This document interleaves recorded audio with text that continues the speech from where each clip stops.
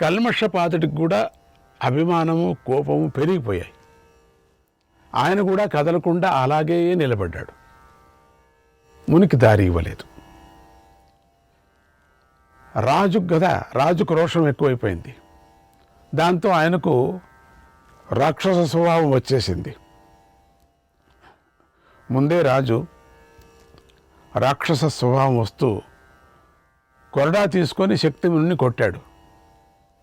ఏం చేస్తాడు రాజు? కొరడా తీసుకున్నాడు, కొట్టాడు. శక్తిముని కోపించి, ఆయన దగ్గర ఏముంటుంది, కొరడా లేదు, రాజుని ఇలా శపించాడు. నా దగ్గరుండే కమండలం నీళ్లే నీకు గతి. ఓ రాజా, నువ్వు నా పట్ల రాక్షసుడిలాగా ప్రవర్తించావు, నన్ను రాక్షసంగా కొట్టావు, కాబట్టి ఈ రోజు నుంచి నువ్వు రాక్షసుడు అయిపో, నరమాంసాన్ని తింటూ భూమి మీద తిరుగుతూ ఉండు అని శపించాడు. కొంచెం యోచన చేసుకొని శపించకూడదా? నరమాంసాన్ని తింటూ నువ్వు రాక్షసుడైపో అంటే ఫస్ట్ మా నరుడు ఇక్కడే కదా ఉంటాడు, వాడు నువ్వే కదా. కొంచెం యోచన చేసుకొని శాపం ఇవ్వకూడదా? కొంచెం జాగ్రత్తగా ఈ సందు నుంచి బయట వెళ్ళిన తర్వాత నువ్వు ఓ రాక్షసుడు అయిపో, నువ్వు అటువైపు నుంచి వచ్చిన వాడు ఫస్ట్ ఎవడు తొడుగుతాడో వాడిని తిను అని చెప్పకూడదా? నీకు దొరికిన మొదటి వాడిని తినంటే వీడే కదా. యోచన చేసుకొని శాపం ఇవ్వాలి. అదంతా లెక్క పెట్టుకొని క్యాలిక్యులేషన్ చేసుకొని అవన్నీ కూడా ఒక బడ్జెట్ లాగా వేసుకొని ప్రాణం అనేది ఇవ్వాలి కదా. అట్లా ఇష్టం వచ్చినట్టు శక్తులు ఉన్నాయని ఒకరికొకరు కోపం. ఈ కొరడాతో ఎందుకు కొట్టాలి? పని లేక కొరడాతో ఒక బ్రాహ్మణ్ణి కొట్టచ్చా ఈ రాజు? అది ఆయనే తప్పు చేశాడు. పోనీ ఆయనే 25 భాగాలే వచ్చింది, వెనక్కి వెళ్ళచ్చు. గుర్రం కూడా ఉంది, యోచన లేదు, వెనక్కి వెళ్ళొచ్చు కదా. ఆ రోజుల్లోనే వశిష్ఠ విశ్వామిత్రులు యజ్ఞయాగాదులు చేసే విషయాల్లో ఒకే రాజును కోరుకున్నారట. అంటే ఆ యజ్ఞానికి యజమానిని స్వీకరించేటువంటి విషయంలో శత్రుత్వం కొనసాగుతోంది. అప్పుడు అది కూడా జరుగుతుంది. ఒక చోట ఇద్దరు మాటలతో కొట్టుకుంటున్నారు. యజ్ఞ సామాగ్రి సమృద్ధిగా ఉండటం కోసం మహర్షులు రాజులపై ఆధారపడతారు కదా. సామాన్యంగా ఒక రాజు ఒకే మహర్షి యజ్ఞాలకు సహకరిస్తూ ఉంటారు. రెండో మహర్షి మరో రాజును వెతుక్కోవలసి వస్తుంది కదా. ఇక్కడ వశిష్ఠుడు కోరుకున్న రాజునే విశ్వామిత్రుడు కూడా కోరుకున్నాడు. దానివల్ల లోక కళ్యాణం కోసం వశిష్ఠుడు సంకల్పించిన యాగాలకు విఘ్నం కలుగుతుందనేటువంటి భయంతో వశిష్ఠుడు విశ్వామిత్రుడితో గొడవపడ్డాడు. విశ్వామిత్రుడు రాజైన కల్మాషపాదుడిని యజమానుడిగా స్వీకరించాలని అనుకుంటూ ఉన్నాడు. సరిగ్గా శక్తిముని కల్మాషపాదుడు వాదలాడుకున్నటువంటి చోటికి వచ్చాడు. ఇదేంటో ఒకే రాజును వాళ్ళిద్దరూ ఇష్టపడ్డారు, యజ్ఞం ఆగిపోతుంది లేకపోతేనే. ఒక రాజును అనుకున్న తర్వాత ఇంకొక మహర్షి ఇంకొక రాజు దగ్గరికి వెళ్ళకూడదు. ఒకే రాజు దగ్గరికి వచ్చారు, కల్మాషపాదుడి దగ్గరికి వచ్చి అదృశ్య రూపంలో ఉండి వారిని చూశాడు. వారి మాటలంతా విన్నాడు, శాపం ఇచ్చిందంతా విన్నాడు. ఈ శక్తిముని వశిష్ఠుడి పుత్రుడు అని గ్రహించాడు విశ్వామిత్రుడు. ఇది మంచి టైం దొరికింది కదా అనుకున్నాడు. కల్మాషపాదుడు కూడా ఆ మునిని వశిష్ఠపుత్రుడని గ్రహించి ప్రార్థిస్తూ తప్పైపోయింది, తనను అనుగ్రహించమని వేడుకున్నాడు. నేనెంత తప్పు చేశాను. అదృశ్య రూపంలో ఉన్నటువంటి విశ్వామిత్రుడు రాజు భావాన్ని గ్రహించి వెంటనే కింకరుడనేటువంటి ఒక రాక్షసుడిని పిలిచి, ఎందుకంటే ఓడిపోతాడు కదా, ఇంకా ఓడిపోతే అప్పుడు నాగతి ఏంటి ముందుకి. ఇది మంచి టైం వశిష్ఠుడిని భంగపరచటానికి అని ఒక రాక్షసుడిని పిలిచి, ఇదే చూడండి, ఎటు తిరిగి క్షత్రియుడే కదా, ఒక రాక్షసుడిని పిలిచేసి రాజులోకి ప్రవేశించు అని ఆజ్ఞాపించాడు. ఆ రాక్షసుడు, ఆ కింకరుడు వెంటనే రాజులోకి ప్రవేశించాడు. అది చూసి విశ్వామిత్రుడు అక్కడి నుంచి వెళ్ళిపోయాడు. అదంతే, ప్రవేశించాడు, ఇంక చూసుకుంటాడు అని చెప్పి. శక్తిముని శాపము, విశ్వామిత్రుడి ఆజ్ఞ తోడుగానే కింకర రాక్షసుడు బలవంతుడైపోయాడు. శాపం పెట్టాడు కదా, శాపం పెడుతూనే వాడు రాక్షసుడు కావటానికి ఒక దారి కావాలి కదా. అందుకని విశ్వామిత్రుడికి వశిష్ఠుడి మీద కోపంతో ఆ కల్మషపాదుణ్ణి వాడి లోపల రాక్షసని ఆహ్వానించాడు, వెళ్ళిపోమన్నాడు.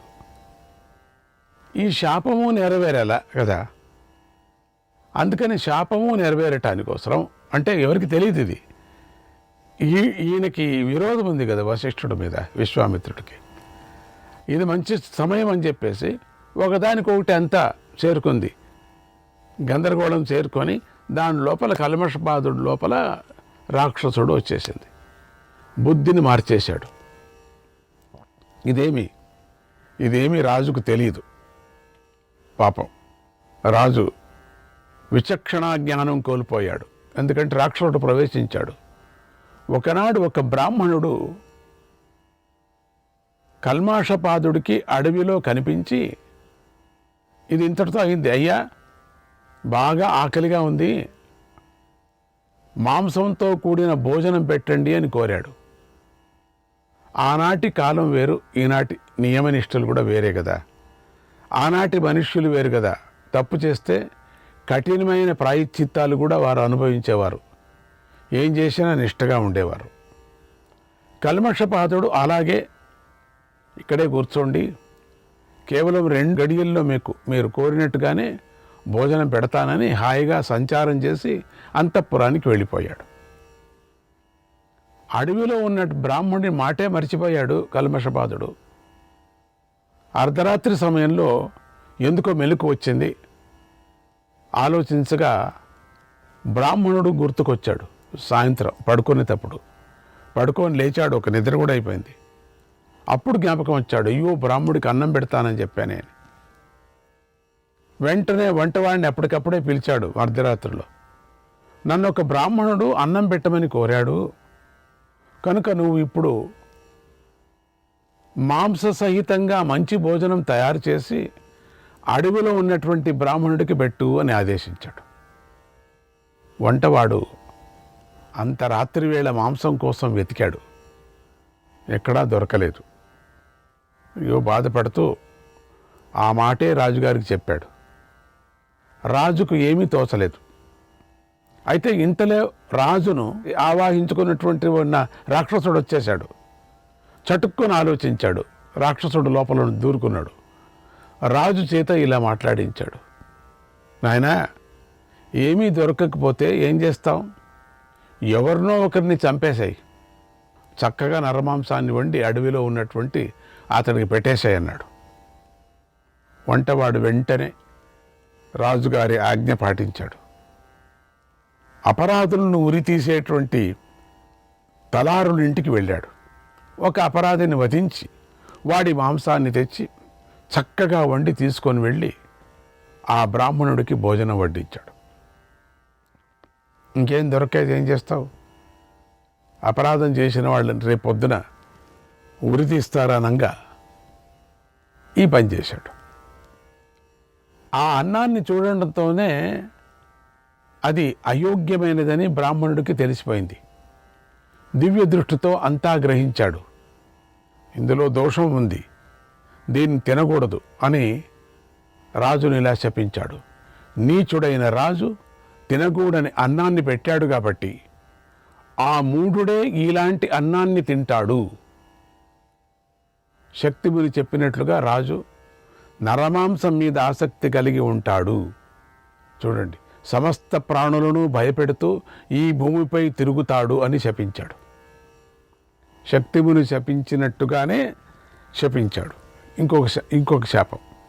ఇలా కల్మషపాద మహారాజుకు 2 సార్లు ఒకే శాపం తగలటంతో శాప బలం తీవ్రమైపోయింది. అదేమో కొంచెం అట్లా క్షమించినట్టు ఉంది, ఇది ఎక్కువైపోయింది. రాజులోని రాక్షస బలం వివేకాన్ని నాశనం చేసింది. రాక్షసుడు రాజుగారి ఇంద్రియాలను మనస్సును లొంగ తీసుకున్నాడు. కొన్ని రోజులు గడిచాయి. అంటే రాక్షసుడు మొత్తం రాక్షసుడు అయిపోయాడు.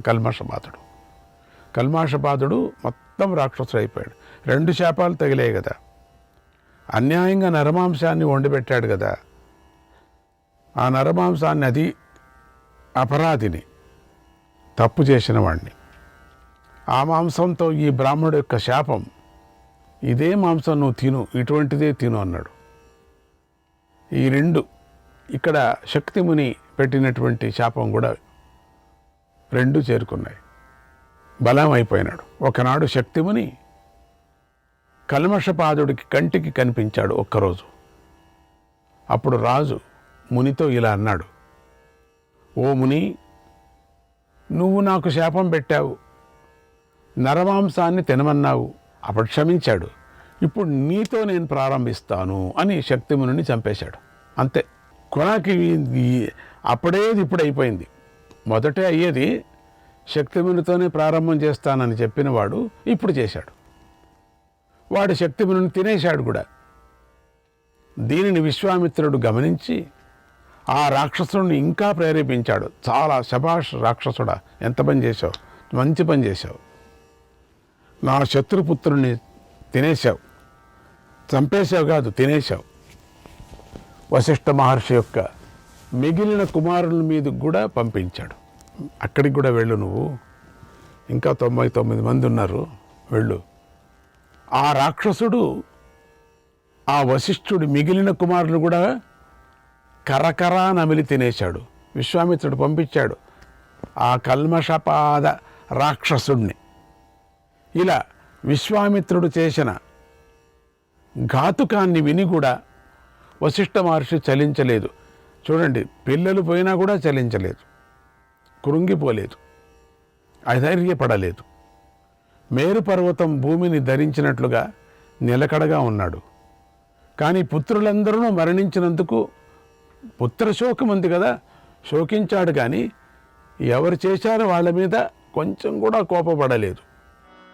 చక్రే చాత్మ వినాశాయ బుద్ధింస ముని సత్తమః, బుద్ధింస ముని సత్తమః, నత్వేవ కౌశికోచ్ఛేదం, నత్వేవ కౌశికోచ్ఛేదం, మేనే మతిమతాం వరః, మేనే మతిమతాం వరః.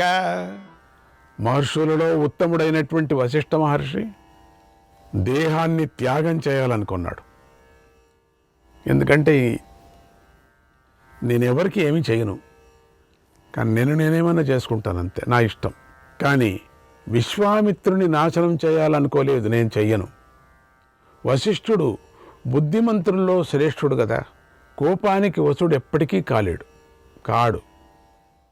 తనకు తానే శిక్షించుకోవాలనుకున్నాడు, అంతే, నా ఇష్టం అది, నేనే శిక్షించుకుంటాను. అంతేగాని ఇంకొకరు నేనేమనాలి, ఎవరిని నేనేమనను. ఇంకొకరి మీద పడి ప్రయోజనం లేదు. మేరు పర్వతం పైకెక్కి కిందికి దూకాడు ఒక్కపారి. మేరు పర్వతం పైకెక్కాడు. చాలా పెద్దది మేరు పర్వతం అంటే మీకు తెలుసు. ఆయన శరీరానికి చిన్న గీత కూడా పడలేదు. చూడండి, అక్కడి నుంచి ఒకపారి దూకాడు. దూకితే ఏం కాలేదు. లాభం లేదని మహారణ్యంలోకి, బగబగా మండుతున్నటువంటి దావాగ్నిలోకి దూకాడు. ఒక్కొక్క పర్యం అరణ్యంలో అగ్ని పడుతుంది కదా, ఆర్పలేరు, చాలా కష్టం అది, దావాగ్ని. ఆ అగ్నిలో దూకాడు ఏమన్నా కానీ. చిత్రం, దావాగ్ని వశిష్ఠుడిని మాత్రమే విడిచిపెట్టి మిగిలినదంతా కాల్చుకుంటూ వెళ్ళింది. ఆయన దగ్గరికి అగ్నే రాలేదు. అగ్ని కాలుతూనే ఉంది, అంతటా వేడిగానే ఉంది. వశిష్ఠ మహర్షికి మాత్రమే చల్లగా ఉంది. ఆయన చుట్టూ తిరుగుతుంది అగ్ని, కానీ ఆయన ఏం చేయటంలే. ఈ ప్రయత్నం కూడా విఫలమైపోయింది. మహర్షి దుఃఖిస్తూ మెడకు ఒక పెద్ద రాయి కట్టుకొని సముద్రంలోకి దూకాడు. పెద్ద రాయి కట్టుకోవటం అంటే బయటికి రాకోకుండా ఉండటానికి. అయినా మహర్షి చావలేదు. చూడండి, సముద్రంలోని అలలు మహర్షిని జాగ్రత్తగా పైకి లేపి అతి జాగ్రత్తగా ఒడ్డుకు చేర్చాయి.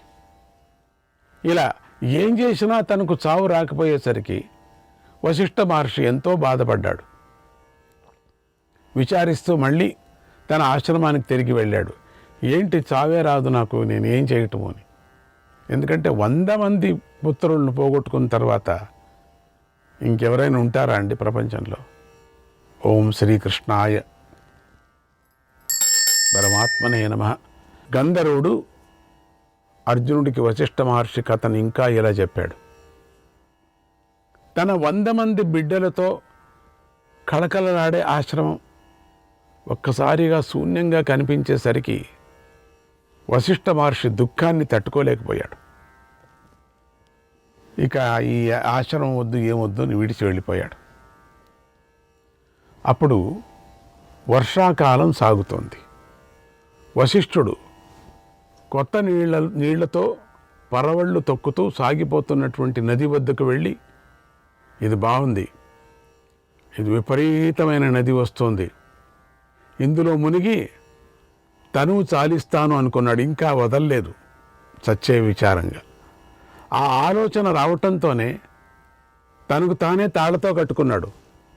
తను తాను గట్టిగా కట్టేసుకున్నాడు. దుఃఖిస్తూ నీటిలో మునిగిపోయాడు. అప్పుడు ఆ నది ముని పాశాలను విప్పేసింది. ఎంతో జాగ్రత్తగా వశిష్ఠముని గట్టుకు చేర్చింది.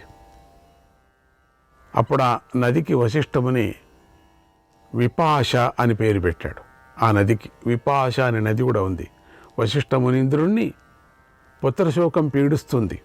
అందుచేత ఆయన ఒకచోట ఉండలేకపోయాడు.